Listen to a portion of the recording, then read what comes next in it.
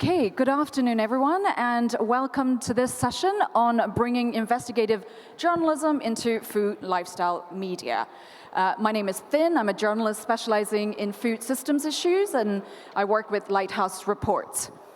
Now, I'm very, very aware that this is the session that is standing between you and lunch, and that's normally not a great thing because everybody's too concentrated on what they're going to eat. But I'm hoping and quietly confident that this could possibly work in our favor because we are going to be talking about food here.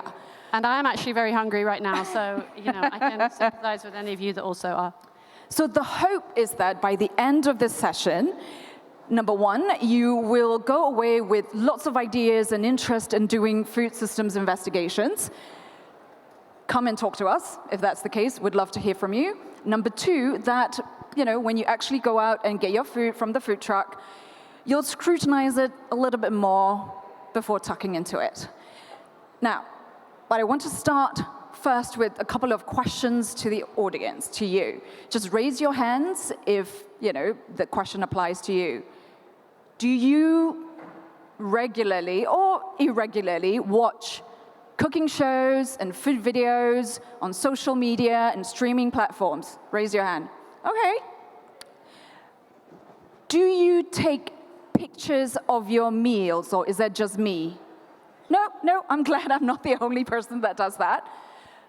Now, do you regularly think about where your food comes from, who produces it, and how it is produced when you are eating it? Hey, this is great. Because usually job done. We can go. Exactly. I think we don't need the because that's usually where there's a massive disconnect, right? Between people. We're always wondering, okay, how do we get more people who are really interested in food, so content creators on social media, journalists like yourself, ordinary people, to think beyond what's just on their plate. And I want to just give you a couple of statistics to sort of highlight sort of this discrepancy. So I was doing this research earlier this year and found out that 860 million Instagram users have food content as their main interest. That's 860 million, nearly 1 billion people. And in fact, food videos are the most watched content across all social media platforms. So they're extremely popular. On the other hand, last year, 1 out of 11 people, that's 9% of the global population, went to bed hungry on a regular basis. At the same time, adult obesity is increasing in almost every single country in the world. On the other side, around the world, 4 companies, and they're known as ABCDs, they control nearly 70% of the global food trade. That's an estimate. And the last statistics I'm going to share with you is that 1/3 of total global man-made greenhouse gas emissions come from the way we are producing, processing, transporting, consuming, and discarding food. So I'm going to stop with the statistics here because I think as we go further, it gets more and more depressing. And therein lies another dilemma.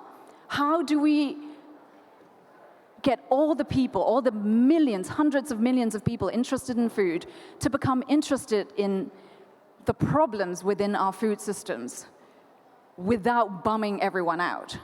Because there's a massive disconnect, right, between chef's table, the TikTok cucumber salads, and the kind of really hard-hitting investigations that we tend to do, whether it's about supply chain problems and Amazon being deforested for animal feed, or the after effects of nutrient runoffs from fertilizers or pesticides use. Can we bridge that gap? And if so, how? Well, that's the question we're going to be discussing with the panel today. You can see I have a trio of awesome women next to me who have been involved in some really groundbreaking investigations over the past couple of years. So we're going to be talking to them, and I would love to hear from you afterwards as well. But first, I'm going to introduce them to you, and I'm going to do that in alphabetical order in the interest of fairness, based on first names. So first, I've got Miriam Wells, who's the impact editor and deputy development editor for the examination. And then we have Silvia Lazzaris, who is a reporter and author for Will Media in Italy, as well as for Food Unfolded, which is an online news platform with a very heavy social media presence. And then we have Tessa Pang, my colleague and impact producer at Lighthouse Reports. Now, ladies, the first question I have is the same for all of you. I'd like you to tell us about one investigation that you've done that has sort of broke through the normal policy bubble and appeal to the bigger audience, and tell us also what were the elements that you think that make this investigation different. And we have a lot of things to cover and very little time, so I'm going to ask you to keep your answers to a maximum of 3 to 4 minutes. Tessa, I'm going to start with you first. Okay, sure. I might just start off with a quick intro about who Lighthouse Reports is. So we're an investigative team, and we collaborate with media around the world to publish deeply reported public interest investigations. And I guess in answer to your question of how we make our investigations reach outside a policy bubble, is integral to each collaboration is bringing together a cohort of media partners that we kind of select based on not only their investigative skills and capacity, but also the audiences that those partners speak to, and if those audiences are strategic and important for this investigation. So I guess to give an example of an investigation we worked on last year, which looked into the meat lobby. So for context, in 2020, about 1.5 million people in the EU signed petitions to demand for the European Commission to adopt better legislation around animal welfare. And then we found out last year that four legislations were drafted and voted on in response. And then we found out last year that mysteriously all but one had kind of fallen off the agenda. And so we looked into it, and we found that there was really, really aggressive lobbying by the meat industry behind the kind of scrapping of these legislative policies. So I guess this investigation posed a big problem, which is that reporting on lobbying is really important. While reporting on lobbying is really important, because it's such an integral part of how policy decisions are made, and therefore shapes kind of what we can eat and the access to food that we have. It's famously very technical and kind of boring and unsexy, and so it's kind of hard to engage people on a story about lobbying. But the investigation itself also presented a big opportunity in that one of the legislations was about reducing or taking away cage farming. And a lot of people in food media are talking about, I guess, how they can make more ethical choices in the supermarket, one of those being buying free-range eggs. And I think, but that's often done, this conversation is often had in a kind of individual or an individual responsibility lens, that it's the consumer's responsibility to buy better eggs.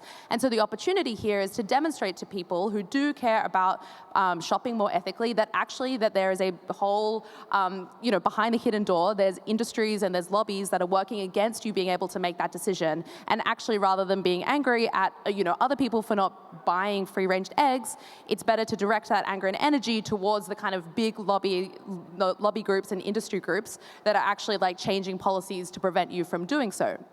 So I guess what we did differently here is, we, instead of working just with kind of traditional long-form text partners, we actually worked with a social media page in Italy called Factanza, which speaks predominantly to kind of young people in Italy, and they talk a lot about kind of what's going on in the news, but also issues like ethical eating. And we talked to them about, where do you think the barriers are with your audience, and how do you think that they can engage in the story?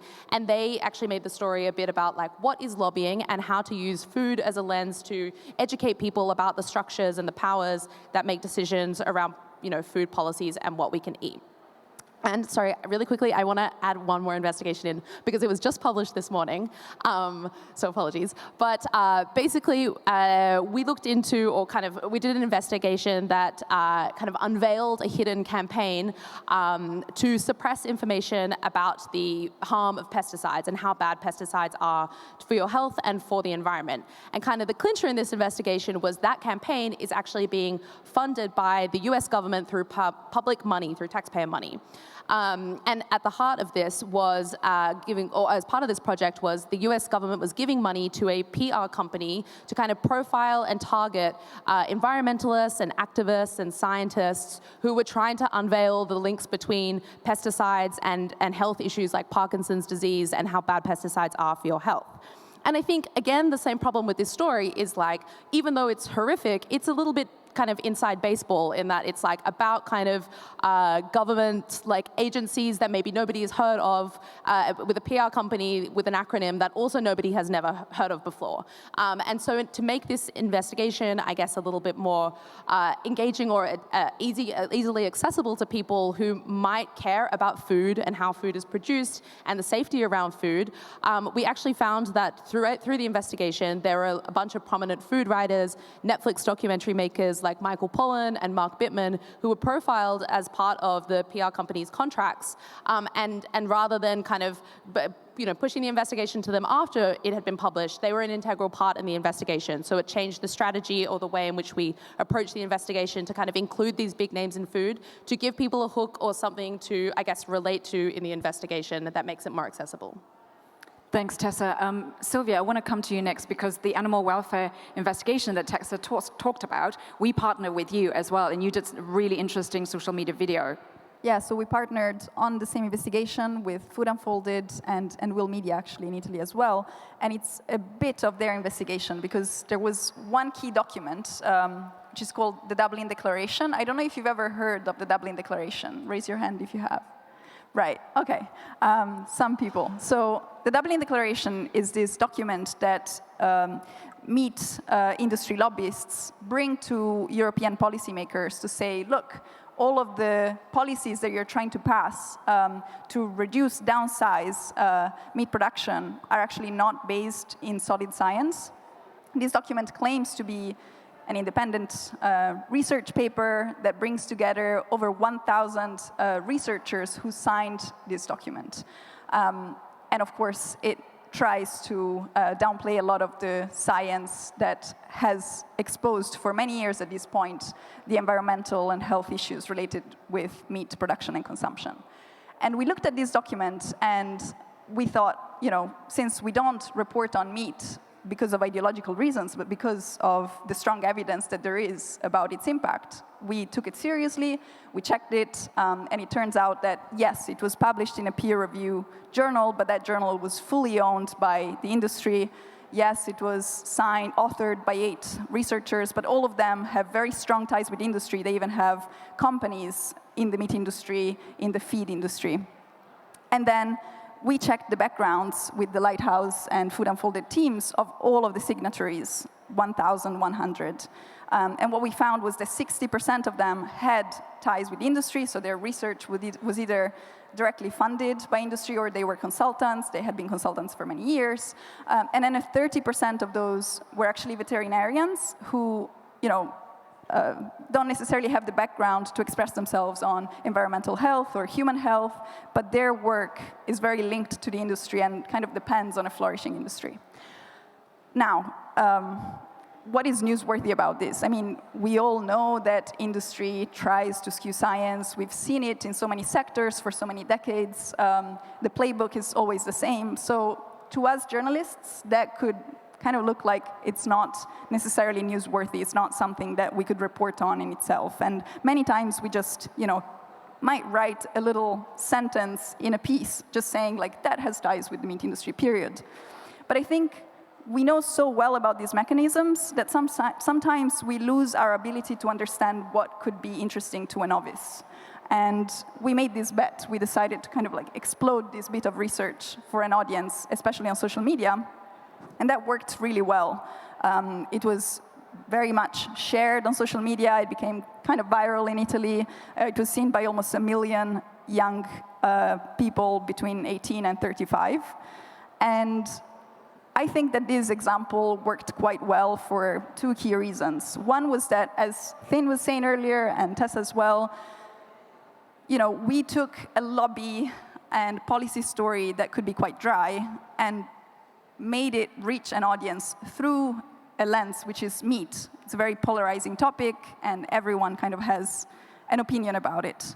But then at the same time, instead of talking about, how bad the meat industry lobbying is, but really focusing on the process that it took us to understand and unveil this, we kind of diffused the polarization. And in the comment section of these videos that we published, there was a tendency not to argue about whether we should consume more or less meat, but more of a collective reflection on the legitimacy of these means. And of course, there was someone saying, yes, but I bet that also on the vegetarian side, also on the plant-based side, there's a lot of lobbying, and that's possibly true, but then that also gave us a chance to say how much more power, how much more investment there is, because there had been other investigations on that. And so we managed to diffuse the polarization. It worked quite well, and I think this shift in conversation was quite powerful. Thank you. And we all know how toxic comment sections on social media can be, so this was a big achievement, I tell you. One of the most toxic places on earth. Miriam, you guys have done some really interesting stuff on diets. Tell us about that. Yeah, and I just want to say before I start that I am so happy to be at an investigative journalism conference talking about the food industry. I mean, you articulated that so well in your intro. Like one of the biggest industries in the world. Now the biggest killing industry in the world. Let's sit with that for a minute. Another statistic to throw in to depress everyone, like an estimated 11 million people now every single year dying as a result of diet-related disease. But yeah, this gets so little investigative journalism attention as an industry. We need to talk about that, and I want to talk about that. So, I'm from the Examination. We have a kind of a similar model to Lighthouse. We are a fairly newly launched non-profit investigative newsroom, really focused on global public health, and specifically focused on the industries which drive preventable death and disease. There's kind of 4 industries which together kill almost, a third to half of people every single year, and the food industry is at the top of the list. So the investigation I'm going to talk about was our main project with our food beat over the past year. It was a 2-part investigation, and it was looking at how the food industry has sort of co-opted registered dietitians and food lifestyle content, like the kind of stuff we're talking about, how that has been successfully co-opted by the food industry to promote unhealthy products. So we were looking at registered dietitians with over 10,000 followers on Instagram and TikTok, and looking at how there were paid partnerships that were promoting products such as sugar or diet sodas, or messages, food-sponsored messages about the safety of sweeteners and so on, without those partnerships being adequately disclosed, or sometimes disclosed at all in many cases. The second part of the investigation looked at how the anti-diet movement, a movement that originally emerged, in an attempt to combat fat shaming and to combat, the genuinely unhealthy obsession with thinness, but sort of had positive origins, but now again has been co-opted, has been weaponized by the food industry to promote their products and to maximize their profits. So we looked specifically at General Mills, one of the biggest food corporations in the world, and how it had sort of launched this multi-pronged campaign kind of attached to the anti-diet messaging, produced research extolling the benefits of anti-diet thinking, and promoted that to registered dietitians at a conference and so on, and also, again, lots of paid promotional posts with dietitians even sort of using the language of the PR material from the company in their hashtags and so on, again, without adequately disclosing it. So in terms of kind of your question, like how is this reaching outside the bubble and why and how does it do that? Well, one, I think it's the subject matter, and it is kind of this perfect intersection of what we're here to talk about today, right? It is a total intersection of like food systems, but with food lifestyle. You know, it was a laser-focused kind of consumer story which those always tend to, you know, that's breaking outside the bubble before you've begun. And you know, people really don't want to be manipulated, don't want to feel they're being lied to and manipulated, especially by industry to make that industry money. So I think the subject matter is immediately very engaging for a sort of wide, diverse audience. I think that, you know, the platforms are really important. Like, and again, this is a perfect example of what we're here to talk about today. We partnered with the Washington Post on this story. We always partner with, you know, big media, small media, regional media, specialist media, whoever is going to connect with the audiences that we feel can get value from our work. But in this instance, it was with the well-being section of the Washington Post, which, you know, not a traditional like marrying of investigative journalism to be produced on the well-being pages, but that worked really well. So it's immediately getting at that audience. We obviously needed to, you know, we produced our sort of more traditional long-read text article, but we also obviously had to get this story out there on social media, on the platforms where the people, you know, where the people who are being directly affected were that's where they access their news and content. And I just wanted to say something. I was really inspired by the community journalism session that we had this morning, and it really talking about not just the platforms, but the content, like not just producing the investigative story, but also useful service journalism, as in we also produce videos explaining how can you analyze a post, how can you see whether there's a paid partnership that hasn't been revealed. So really like helping people, you know, with something that they can use moving forward to, you know, to stop themselves being manipulated in the future. So I'm like looking at that green clock and being like, I'm gonna keep to the 4 minutes. So I think I did it, hopefully. No, I think that's really interesting, particularly because normally you would partner with like the Washington Post, maybe the investigation section, but you're partnered with the fact that you did with the wellness section. You're probably reaching out to the kind of audience that normally wouldn't just be reading the hard, long-form investigative stuff, right? And the fact that you did videos to say, okay, if you see this advice, this is how you can determine if this post has been sponsored or not. And I think that's a very actionable thing for people to follow up on as well. Yeah, I mean, we can get into this maybe a bit more later, but it's kind of patronizing of us to be like, oh no, well the serious intellectual content goes in the, you know, in these pages, and then, oh no, the people that are, you know, in the well-being section, they're not interested, like, they're just as interested in anyone else in like information that can serve their needs, and that it's like giving them something useful and important. Like, there's no reason why somebody who's enjoying the well-being section of the Washington Post is not just, you know, super interested in like hardcore corporate accountability reporting if it affects them, and if you make it, you know, you tell the story and you put the story out in a way that's going to really engage them and meet their information needs. So yeah.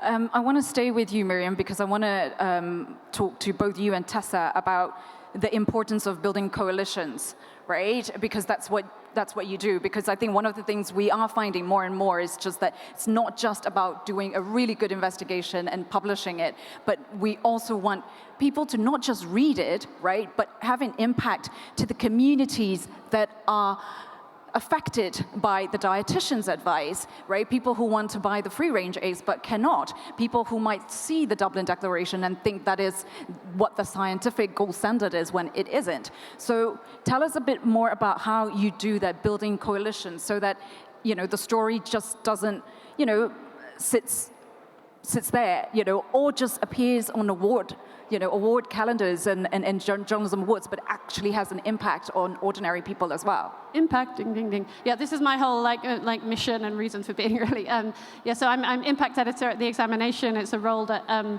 we developed at the Bureau of Investigative Journalism in the UK, where I used to work. It's a role that's really like with a mandate of trying to maximize the real world change that journalism can bring about, and like really thoughtfully and strategically, intentionally designing the journalism from both, you know, from before you start to after you finish. So before you even know what you're going to report on, to how you report that story, to how you produce that story, how you tell that story, and what you do with that story once it's done. And alliances are, you know, like key to everything. Like collaboration is everything. You know, if journalism like sits alone in its ivory tower thinking, here I am deciding what's important and writing my story and then just putting it out there, but you know, whatever happens with it, that's nothing to do with me, which is kind of, you know, has been the way of operating in many sort of newsrooms for a long time, then I just really think we're like not doing our job properly. And you know, journalism is this like one really, really important part of the puzzle of social change. Like we have a really important role to play. We have unique value to bring in driving positive change, but like we do that alongside like so many other actors and organizations and individuals, audiences, communities, like the people that are going to take our work and be able to do something with it, be able to use it to inform their decisions or to like make, you know, a policy decision or to just have more agency or whatever it is. But if we, you know, if we actually actively sort of build relationships and with those other stakeholders, with those communities, with those audiences, and like kind of make meaningful relationships so that our work can feed into theirs and vice versa, then everybody's collective impact is kind of strengthened. That's a bit of a big picture philosophical. I'll leave it to Tessa maybe to talk more specifically about what that might mean in terms of how you might kind of work alongside, you know, a particular community and like then use that to influence how you distribute a story or whatever. But the other thing I just want to say and answer this question is like, look at the food industry. Like, what are they doing to maximize their profits and to get their messages out there? And like to, you know, to be effective with their strategy, with their messaging. They are building alliances. Like, this is historic. I mean, it's the same as the tobacco industry did. Like, the food industry has deep, deep, strong alliances with health professionals, with governments, with industry, you know, across the board. You know, Coca-Cola is one of them, you know, the most famous sponsor of the Olympics. You have the same in the English Premier League. Like, they know that if you want to get your message out there, it's not about you sitting here and broadcasting it. It's about building alliances who have trust and have relationships with those audiences and those communities, in their case, that they want to buy their product. But in our case, that we, you know, we want to use and benefit from our information. So it's like, you know, if multi-million-dollar industries know that this is how to maximize their profits, then we should really understand that this is how we can also maximize, you know, our impact. You know, our currency is impact, it's not profits, but it's the same, you know, it's the same methods are going to be effective. So, yeah. Tessa, I see you nodding along quite vigorously. Everything resonates well. Yeah, and I think just to build on what Miriam was saying, I think it's really important to bring intentionality to connecting with different stakeholders in this like community of accountability, because I think so much of the time we hope that we just the fact that we put out these findings is good enough to kind of spark a change, but like the reality is that there's so many ongoing crises in the world and that people are busy and they often don't have enough time, and so building that trust and respect and also hearing what is important to different communities, I think is a really important part of that process and does require a little bit of a shift in thinking away from traditional kind of journalism, which is viewing people as sources or points of information, and to viewing them kind of as a more two-way street and open relationship. I think also just to give an example of maybe how we're thinking about building communities around food and food media specifically is that I guess at Lighthouse, my role is also as an impact producer, so similar area to what Miriam occupies. And we've been trying to think, I guess, a little bit more like creatively of who could be in this like coalition or this community of accountability for food. And I think food presents such a good opportunity because there are so many people talking about food and so many people communicating so well about food, and those are like chefs, food influencers, food writers and lifestyle writers, and farmers themselves who talk about the love of producing food. And I think, you know, at Lighthouse we're thinking strategically, well, there are all of these people who are talking about food. Why perhaps are they not talking about structural issues surrounding food?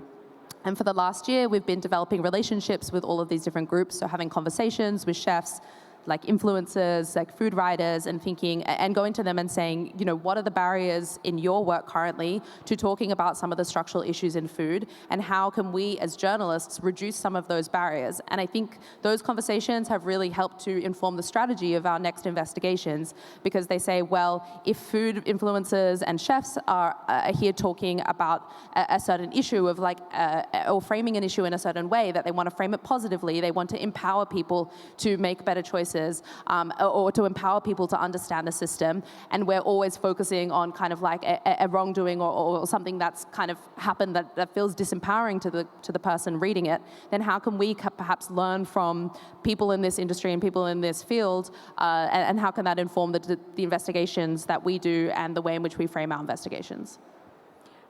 Sylvia, I want to come to you next for a different question. One of the things that keeps coming up when we have these discussions is the social media, right? And the importance of social media. We all use it, even if we don't like it, because as journalists, we have to be on top of it.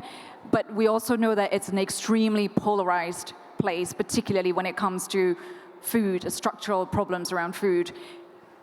your work with both Food Unfolded and Will Media is very much focused on bringing science and facts to social media. How do you do that? Yeah, I mean, I've been a science reporter for 7 years now, and 4 years ago I delved into the new media space, coming from more legacy traditional media.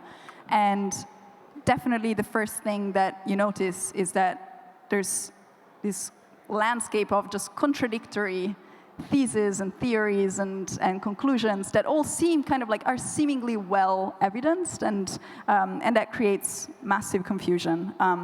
That on top of the fact that, of course, science in itself is a very difficult journalistic topic, because you're not reporting on a fact or an event. Actually, if you do, you're setting yourself for fail, because if you say, you know, we've discovered this thing, and then 2 years later you say, well, actually not. You have to, every single time you speak about science in journalism, include this level of complexity that nothing is ever fully concluded. The questions are still there, and it's the essence of science to keep questioning things. And so a study that has a much better methodology could conclude something different, and that doesn't deny, in a way, the value of the science that has been done before. So newsworthiness and science are already problematic. On top of that, now we have industry co-opting with nutritionists. We have on social media people with bachelor's degrees presenting themselves as scientists. We have a part of activism that, you know, doesn't put method first, puts message first, and so that can be problematic as well and help to spread some misinformation. And then you have a lot of branded journalism, which is truly taking over, and for this reason you might have a documentary on ocean conservation funded by the biggest player in industry fishing in the Mediterranean. So, of course, all of this just creates a big mess, and people don't even know where to turn amid this noise. I have been told for a long time that to do well science journalism, to bring facts and data, I would have to sort of sandwich them in a gut-wrenching sort of emotional story. Otherwise, people wouldn't care about it. And I think there's two things I've learned that actually make me agree with that just to a point. I think now in this realm, in this scenario, a lot of people do feel manipulated all the time. They're sort of like starting to develop some immunity to that. And if you just buy into that sort of just emotional, gut-wrenching story, they might actually trust you less, because they might think you're just one of the manipulators in the landscape. And so one thing that I've really seen work quite well, and not all of the journalists here might agree with this approach, but I think showing process and showing your method and being very honest and transparent about how you reach the conclusions you reach can actually be quite gripping for people. You don't need that emotional storytelling. You can just talk about how you've reached a conclusion. You can speak about your doubts about a certain source, about a study that seems promising but maybe has a very small sample size, and explain what that means. And people really end up engaging with that. So that is my first suggestion, to sort of like bridge the polarization, to not be polarized yourself already. And then the second thing is, I've seen a lot of very big investigations come out in newspapers, in print, and in the digital, but not really on social media. On social media, it could be just the title or just a couple of slides explaining the top key findings.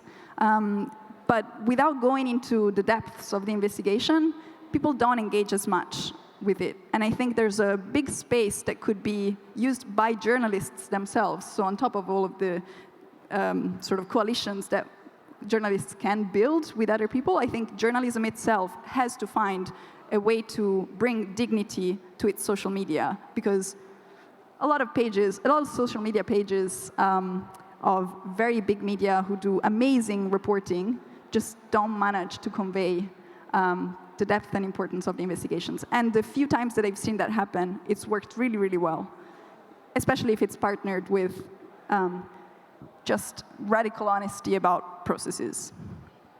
Thanks, Tessa. We're just a little bit over halfway through the discussion, and I have at least one more question. I can definitely ask them way more questions, but I just want to have a sense of whether there are any questions coming up? Because depending on how many questions there are, I can ask them to sort of, be quicker in answering my last question.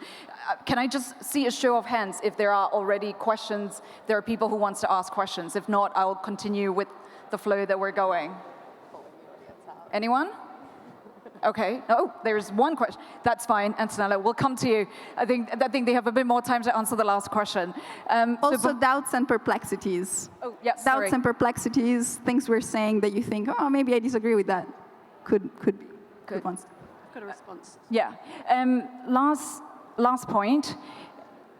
What are the challenges in trying to do this bridging? Right, bringing the investigative journalism into food lifestyle media, and how do we overcome that? Because how do we, one of the big things with the food systems newsroom at Lighthouse Reports is that we want to look at structural inequalities within the food systems, right? Because a lot of the times, there's so much consumer blaming and consumer shaming when it comes to food. You're not eating the right way. You're not buying the right things. You're not living your life in a way that is environmentally friendly, animal welfare friendly, this and that.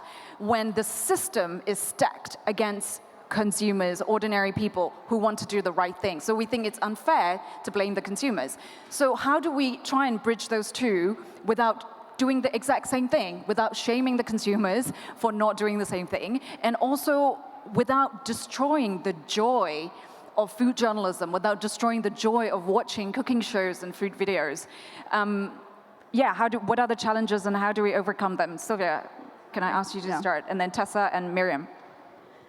Yeah, I mean, it's very difficult because, of course, you're going to tell people that some of the things that they have very deep values attached to maybe are problematic. And in Italy, of course, we see it a lot with meat and with dairy. We know that there are big problems in the food system at the moment, and more in general in society because of social reasons, environmental reasons, economic reasons. But then people are like, okay, well, then what should I eat? You tell me. I can't eat anything anymore. I can't do anything anymore, right? But again, I think it's important not to tell people what to do. It's important to tell how you've gotten to know how you reach these conclusions, how science has reached these conclusions. And for a long time, actually, I stayed away from science journalism also because of this reason. For other reasons as well, like I'm Italian. Food is a very big part of my identity. I think about food a lot, and food is important in our economy, in our politics, in our culture. But I had decided to stay away from food, from the food beat. Honestly, I possibly had never even thought of the food beat as a place I would see myself in, because I inherited a sort of snobbery towards it. Like, food is lifestyle, is culture. You're never going to get to do any hard-hitting reporting on food. And then I kind of fell into it because I was assigned 2 pieces on food. Like, one of them was on avocado. I thought it would be a lighthearted piece. I wasn't even that interested to start with. But then both of these pieces quickly turned into full-blown investigations, and I really saw the power of food as a lens through which you can really understand the inner workings of the world and communicate those inner workings of the world to people.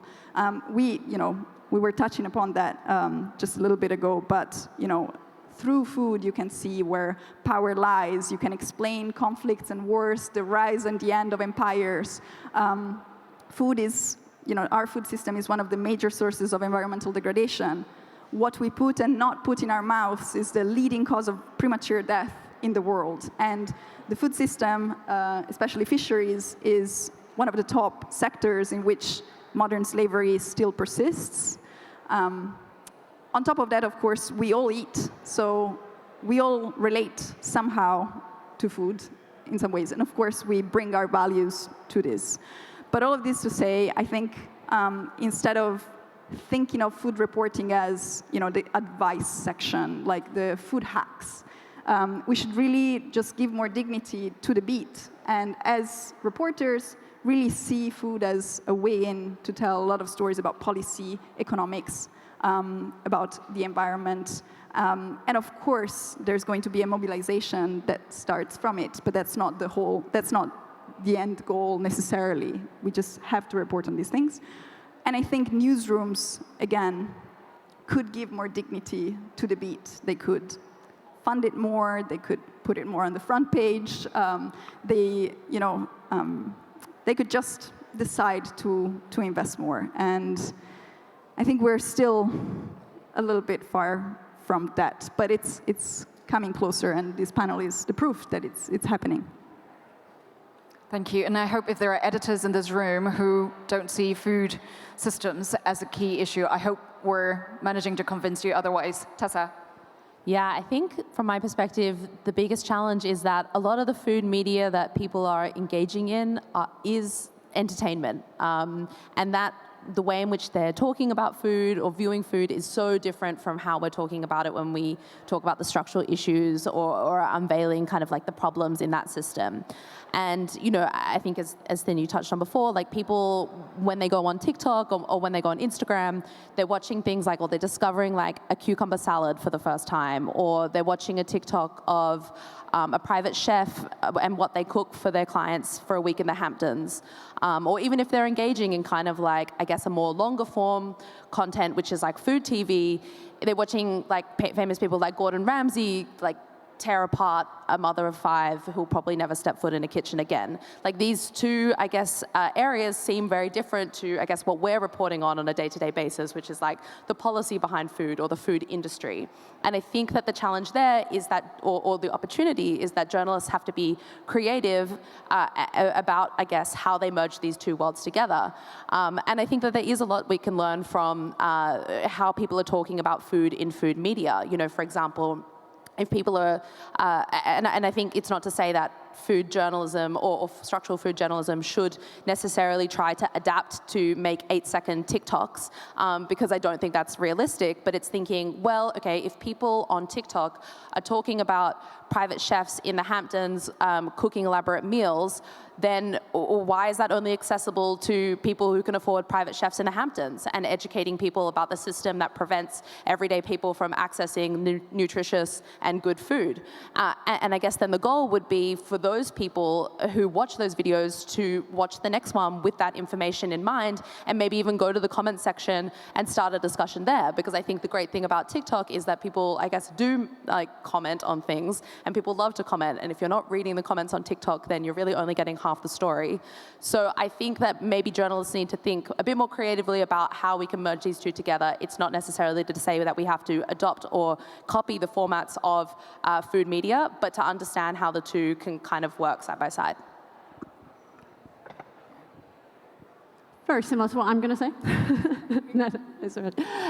Well, what I want to start by saying actually is like this situation that we're talking about that creates this challenge, right? That food is emotional, food is tied up to our identity, food is really seen as this kind of deeply personal thing a lot of the time. That is exactly kind of how what the food industry has sort of managed to successfully manipulate to get us to the point where poor diet now kills more people than cigarettes, now kills more people than air pollution. You know, they've, you know, so successfully done a number on us that like what we eat is a matter of individual choice, and that, you know, and that any attempt to sort of talk about unhealthy foods is really shaming the individual. It's like, you know, this is what is managing to sort of propel and further the obesity and diabetes epidemic around the world pretty successfully. Like, when in reality, like the food industry is controlling our food environment to such a large degree. You know, what is available, what is appealing, like what is making those people, you know, attracted to particular foods on Instagram. Like it's all been painted as this kind of individual choice, but really, like, yeah, what's available, what's appealing,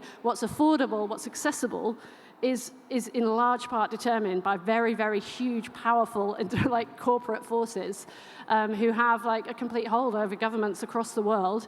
But yet governments are still like, oh, we just need to educate people more. No, people, you know, don't need education. They know that healthy diets, you know, and exercise is good for your health. But like, what we need is regulation about advertising and about taxes and so on. Anyway, to get off my soapbox, in terms of how we meet that challenge, yeah, I mean, again, I think it's really being intentional and thoughtful about our content. And I go back to what I said at the beginning, that's like, as this idea that, oh no, the people that are interested in this aren't interested in serious stuff. Well, no, if they're not engaging with our content, our serious investigative content, it's because we're not bringing it to them where they are in a format with which they can really engage and get something useful and meaningful out of. So, a lot of these very successful, food content providers are successful because they are packaging their content in a really, really engaging way that really meets their audience where they are. And yeah, I'm not saying that we then go and copy those formats because we are producing different content, but we do need to be sort of much more strategic and thoughtful. We're still, so much resource goes into these long-read text articles. All the research just repeatedly, over and over again, shows that people don't really read down the article very far. I mean, obviously there is an important and strategic audience for the long reads, but there is a huge audience and communities that those long reads will never engage, really.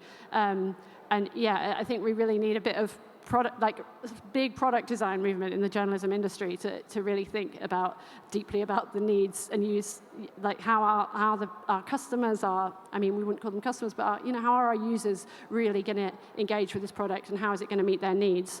And yeah, just move with the times more and get much more creative and innovative and strategic. And often that's about asking people, that two-way conversation. You were talking about, Tessa, where you don't just see the people, the stakeholders involved in your story as sources, but you're really seeing them as the people that are going to take this information, use it, do something with it, asking them, how can we make this investigation useful to you? What are the kind of formats? What are the kind of messages? Where do you consume your news? Where, what communities do you trust? It's just rethinking the sort of putting as much care into how the work goes out there into the world. These information and stories can go out there in infinite ways beyond the page or screen, and putting as much thought and care into that as we do into the deep thought and care that goes into gathering these findings and checking them and verifying them. Yeah. Is that an answer? Yes. We have some time for questions. I know there's one here. Can I just... Oh, Sylvia, did you want to add something? I was just going to add one thing that I think is important to the context of this, because I think we often just we've engaged with food journalism as consumers. It doesn't often happen. I mean, with journalism, a lot of it is also supposed to make us feel like we are citizens, empowered citizens that can do something about it. Whereas for a long time, especially just focusing on one little piece, like you do the story on avocado and then, okay, well, I won't eat avocado anymore, and that's it. Fine, that's right. But we need to help people understand that the menu that we already have in front of us is decided by the policies that are in place in our countries and in the European Union. So I think a type of journalism that doesn't try to just, focus on the specific piece, the specific food, but tries to make you go through this transformation from seeing yourself just as a consumer in this landscape, but also a citizen that can ask and advocate for specific policies, is going to be extremely important. And for newspapers, it's going to be very important to protect this side of journalism from the encroaching presence of industry, because sometimes, especially because it was lifestyle, especially because it was culture, gastronomy, a lot of partnerships were accepted by newspapers with big industry actors, and I think we need to be very careful to protect that space from industry interference. Yeah, I mean, it's not just newspapers. I think online everywhere, pretty much, because everybody is so reliant on sponsorship and adverts. I just thought of a really important another challenge that I wanted to mention in response to Sylvia's previous answer, although it fits into this as well. The science element is a massive challenge, the lack of science literacy, just among the general public, but also among journalists. And there's good reason for that, And there's such huge industry co-opting of science and research. All of the big corporations, they have their own research departments that are, with proper qualified scientists that are doing research on behalf of corporations. That's going to be a big focus for us at the examination, and we to help us with this sort of issue, we've established a scientific advisory committee where we have academic scientists from around the world who we can call on to help us digest, analyze, understand research. Also, we're going to be producing, we already are, but we're going to be producing a lot of our own data research. We need it to meet rigorous kind of standards that can enable it to be used more widely among, by other researchers and so on. So it's I think that that is a big challenge. You were talking about how to sort of make science accessible. To do that, we have to have an army of journalists out there that are able to read research, understand research, and like talk about it in an accessible way. And we definitely don't have that at the moment. So that's another I think that's a really big challenge we need to think about. As you can see, we can talk your ears off about food systems and the challenges and what needs to be done. But I think it's only fair that we actually give you a chance to speak and ask questions as well. I know there's one question here. There's another one there. Is there? Okay, there's one over there. We'll take all three. I want to take as many questions as possible given the limited time we have. I know that there are microphones going around. Is it possible? There's one, and there's the gentleman over there in the jacket after that, and then there's the gentleman right at the back on the left. So yeah. Okay. Well, first of all, thanks a lot. And also, you have maybe partially answered my questions already. But I'd say, it's two elements. So in this sort of long-term work, how do you ensure that the investigation live for longer and are made relevant to people, especially on publication? You mentioned Will Media and others that are not dedicated to the topic, and so might have that sort of cognitive dissonance deriving from, the branded journalism, other topics, or just, doesn't get lost, ensuring that this sort of long-term strategy is something that doesn't get lost in the flow of content of, the same beat, so to say, but also a lot of other issues. I can respond this specifically to the Will Media bit, and then I think they know much more than me. Can I? Sorry, Sylvia. I'm just going to take all three questions so that there's time to take all three. I'll come back to that. There's a gentleman over there with the question, and then I'll come to you next afterwards. Yeah, thank you. Thanks. This was very interesting. I guess Miriam and Tessa, I'm really interested in both of your roles in your newsrooms.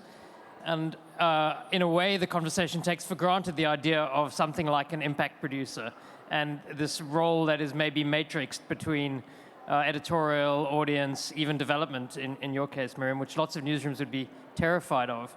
So I wonder if you could speak a little, maybe in the context of food systems investigations, to how that role works and how its matrixed character enables you to achieve what you have in bringing these investigations to more attention and to a richer set of communities.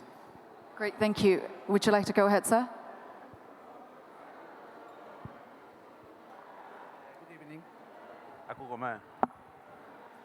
Good evening. My name is Panos Baos. I would like to thank you and welcome you to the city of democracy and sun. And I would like also to thank and give my congratulations to Stavros Niarchos Foundation for this forum. Listen, I've been a food journalist the last 20 years. I have seen many things. I have seen rotten foods give to schools as a European Union program for food lunch. Poor people, poor kids from poor families in school that they didn't afford to buy a breakfast. They eaten this food, fruits, rotten fruits, or food that was not okay by the EU program. And we're talking for programs 3 million euros per year. And recently, we have something here in our country before 2 or 3 months.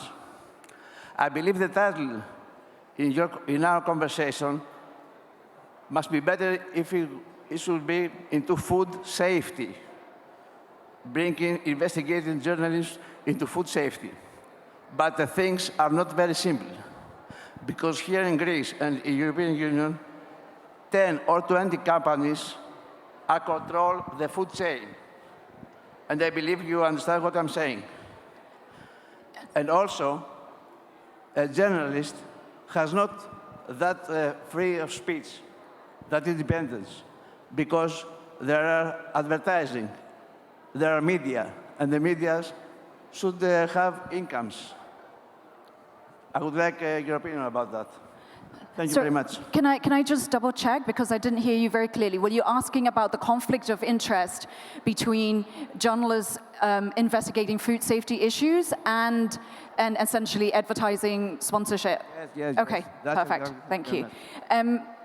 we have 7 minutes left. So ladies, Sylvia, do you want to go for Will? And then I'll ask any of you to respond very briefly on the food safety aspect. Yeah.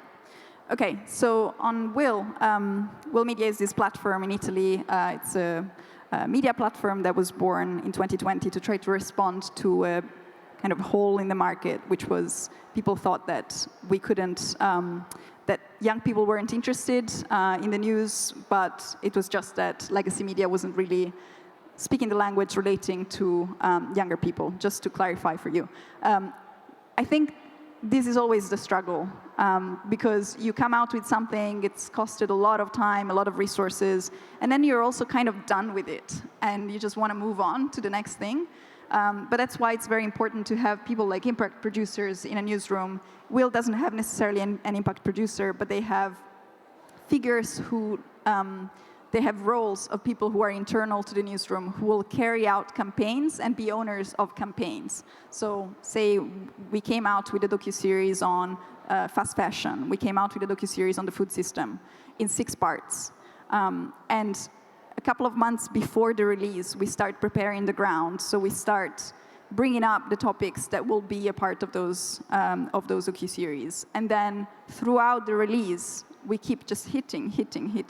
And of course, the risk is always double. There's the risk that it all gets lost and people don't actually understand that this is part of a wider story. So they just focus on the little snippet and then they lose everything else. But also the other risk is that people are just going to get very fatigued by the fact that you keep hitting on the same investigation or the same reportage. So it's a really fine balance to find.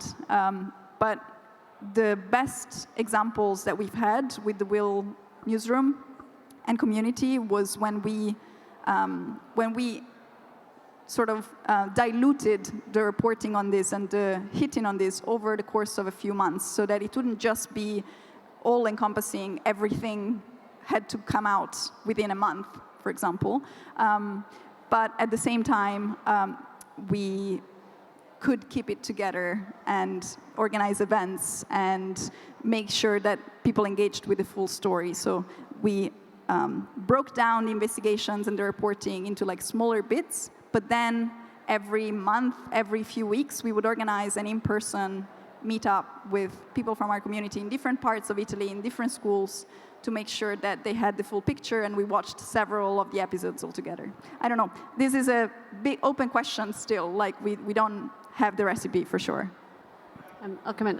Just quickly on that, I mean, leaving a legacy and thinking about how you can ensure your work leaves a legacy is a big part of the enterprise of like impact production and impact strategy. So yeah, I mean, it's absolutely key. It's like that your work sort of mainly begins once the story is published. It's by far from over. But yeah, we've got 4 minutes, 3 minutes 50. So yeah, I mean, the field of impact production is really well established in the documentary film industry. It has been for very many years. About 5 years ago, at the Bureau of Investigative Journalism, where I previously worked, we developed this model of like having a similar kind of enterprise within the investigative journalism field. We created my role of impact editor, and we created roles of impact producers that sat embedded in investigative teams as well, which is a sort of model that Lighthouse has now developed their own version of, which has been amazing to see. And yeah, it's really, I mean, I've actually changed my title now, so I no longer have a development role of examination, and I didn't at the Bureau, but there is an intersection, which I will explain, that does not have anything to do with compromising the integrity of the journalism. But yeah, but essentially the impact editor role, it's an editorial role. The impact producer role, also an editorial role. It's really thinking about how you embed questions of like impact and thinking about the value of your work and how you're going to maximize the value of your work in the real world, every stage in the editorial process. And I can talk to you much more about like that off the stage if you like. There is a development element to this, and I would say, none of our funders have any influence whatsoever over our editorial strategy. Of course they don't. Any journalism organization with any ethics is going to have that position. But there is this business case for impact. I spoke about it this morning. Like whether in the commercial field of journalism or the non-profit field, you have to bring value to your audiences, your communities. For one thing, if you want them to value you, support you, I think it's it's absolutely vital to think about impact if you're thinking about sustainability. When it comes to philanthropic philanthropic funders, they are funding journalism for the impact it can bring. If you can demonstrate a genuine return on investment to those funders, then you're going to continue to get more money and more, and better money. So in the part that I was playing at the examination in the development team, and I'll continue to play it, even though not as an official part of the team anymore, the development team, is really telling and selling that story to funders, making sure that they know exactly how their money is funding journalism that is actively going to help bring about real world change, and that we have these roles in place and these strategies in place to do that. I'm happy to talk to anyone much more about, I love evangelizing about the need for impact editorial roles in newsrooms. So yeah, go on, Tess. Yeah, I mean, I think you covered it pretty well, but just to add two things, which is I think that a lot of journalists who work in public interest journalism, or at least view journalism as a public good, want to see their work doing good and want to see their work having impact. It's just that they're not used to kind of occupying that space, or they're unsure about how to go about it. So I have found from my experience that all the journalists that I've worked with have been really open-minded about the impact process and have been really, have given a lot of time to thinking strategically about how their work could, I guess, help communities or change policy or lead to, a legal change. I think, in saying that, part of the impact role or something that I do is having a lot of conversations outside the scope of an investigation with what we talked about with the communities of accountability before, and hearing a little bit from them about how area topics that we're investigating might land, and having that feedback to the team while we're doing investigations and having that feed into part of the investigative process. And I think that informs the direction of the findings, but also things like formats and the types of media partners we work with to make sure that those findings are then accessible based on those conversations. Thank you. We're definitely running out of time, so we have to close very quickly just to respond on the food safety. I think this is where some of the non-profit collaborative journalism can come in, because if there's a lot of conflict of interest in the established media, you've got amazing freelance journalists in Greece who look at these things. And one thing that I always say, I'm from Burma, and one thing that I always say whenever topics are too sensitive within our country is to find somebody who knows the country from the outside to cover it, and then the local media has no choice but to cover it because it has become an international story. That's the advice that I normally give, and I think it works here as well. I'm so sorry we can't take any more questions, but I really appreciate all of you being here. I hope you enjoy your lunch, and I hope you also want to do more food systems investigations. Thank you very much.